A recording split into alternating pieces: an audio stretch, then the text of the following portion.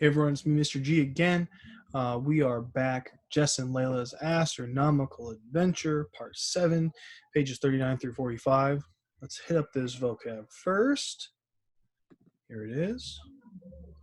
Okay, ladies and gentlemen, our first word today is pompously. Pompously means in like rudely or arrogantly, so kind of in a rude or arrogant way. An example, I can do a triple backflip, can't you? Called out Aaliyah pompously, because Aaliyah can do a triple backflip on her dirt bike. All right, the number 2 is sarcastic. It's like mocking or joking, so saying something that you don't really mean. Oh, wow, this font is so awesome, Mr. Gilbertson, said Savannah sarcastically. What's up with this question mark? The third word is bickering. Bickering is fighting or arguing, but usually not like fist fighting. Bickering is kind of more like kind of words. All right, example, AJ, Chase, and Keegan, aka the Bucket Boys, were bickering about who got to wear the new red bucket. Oh, who else is there's another missing Bucket Boy. I forgot, I'm sorry. All right, so ladies and gentlemen, those are the vocab words. Let's get to our story here. Okay, so last we left off, they had just picked up Galileo, not just Galileo, but they had him and they got Copernicus as well. Okay, here we go. Page 39, I believe. Yep. Okay, here we go. You are wrong. Despite being parked in a peaceful corner of ancient Greece, under the shade of a tall cypress tree, Jess and Layla couldn't hear themselves think. There were 7 astronomers in the back of the van now, and they were all yelling at each other. Of course, Earth isn't round, shouted Thales.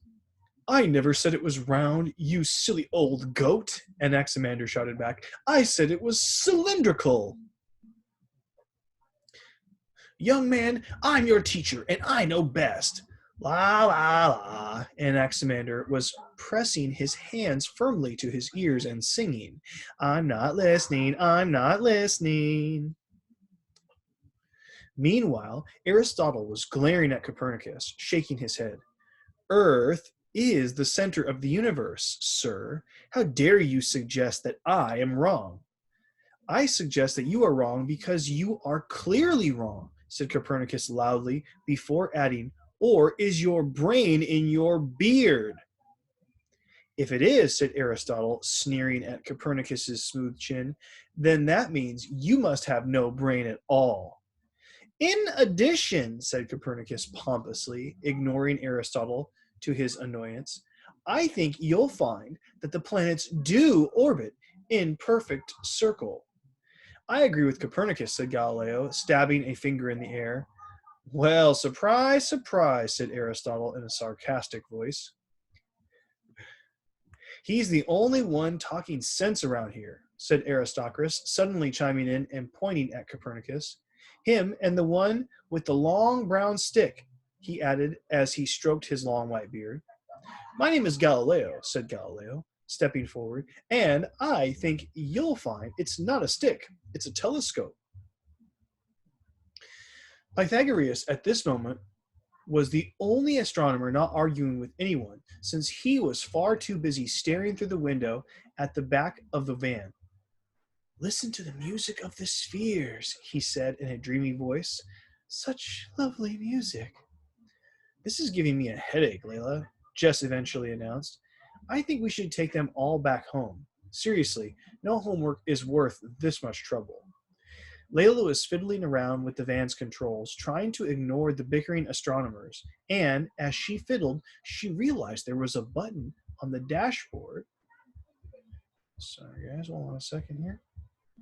That she had never seen before, that said full blast. What do you think this button does, Jess? Layla asked. By the look of things, it turns on the air conditioning, Jess said, peering at it.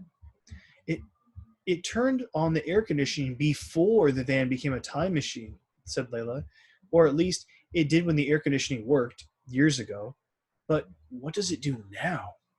I don't know, but something tells me you're going to press it anyway, sighed Jess. Layla flashed Jess a smile and then jammed her thumb down hard on the button. There was a powerful flash of pure white light, and suddenly the astronomers stopped arguing and grabbed their seatbelts as the van rocketed upward.